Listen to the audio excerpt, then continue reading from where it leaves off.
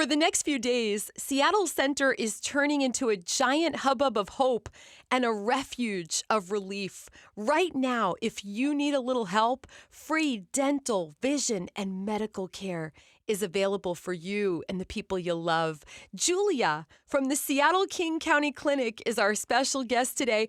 Welcome to Spirit 105.3. How are you? Good. How are you? I'm great. I'm sure you all are really busy getting ready for the next few days. We are in our first full day of load in with volunteers today. So I just got them oriented and they're working to get us set up. Well, I appreciate you carving out a little time for this interview. I'm wondering, Sure. Julia, how did this clinic start? Because it's so inspiring. Yeah.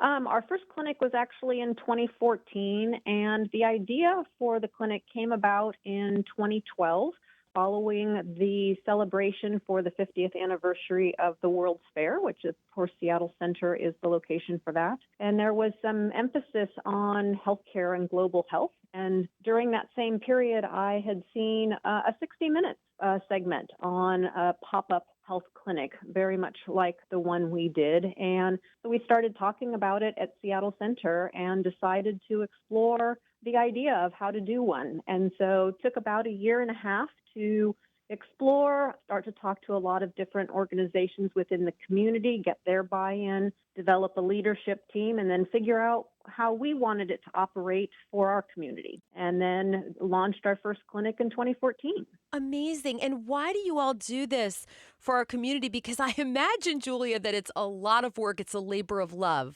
It is a labor of love. You know, I think a lot of the people who volunteer, we just really believe in supporting our community, and people are going to be able to be more productive when they're healthier, and they can contribute and participate. And I think many of us also have people in our personal lives that have experienced challenges accessing healthcare. And we can see that any one of us is practically, one catastrophic event away from needing this type of support. So, in rallying the community and helping those that are in need at this moment is not only uplifting to them, but uplifting to many of those of us who participate in it. That is so good to hear. How do the patients who you serve react? As you can imagine, there are hugs, there are tears, there are thumbs up when they've had a bunch of dental extractions and they can't speak. We get, notes of appreciation that are written to us and sent to us after the fact. People are very, very appreciative. And it means even more. I mean, it can be a long day at the clinic. Many of them get multiple services, and there are a lot of people that are needing to be served. So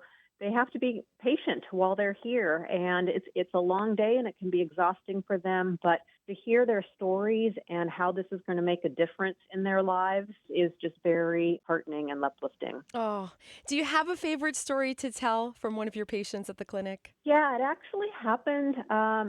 As you can imagine, there are so many stories, Yes. right? And I'm sure every volunteer has multiple. But for me, one that really strikes home came in the first year after we concluded our first clinic. And somebody that I was a colleague of here at Seattle Center, she actually worked at Seattle Center during events. So she was called an intermittent employee. And I was sitting in my office, and she came up to my office one day, and she said, "You're the person who put on that health clinic, right?" And I said, "Yes." And she said, "I wanted to come up and thank you." And I said, "Tell me a little bit about what was going on." And she said, "I was working on one of the first days, and people were coming out and saying what a great experience it was." And she said, "I never thought that I would need something like that." But she said, "I had some tooth problems, and I didn't have the resources to be able to afford them. So I decided to go in and get some teeth fixed, which is great." And she said, "And I went in and had a great experience. And on my way out, somebody stopped me and said, you look to be about the age of somebody who needs a mammogram. We have an opening right now. Would you like to get a mammogram?" And she said, "I've been putting it off again because I couldn't afford it. But my doctor had been telling me I needed to get this." So she said, "I decided, even though I just had,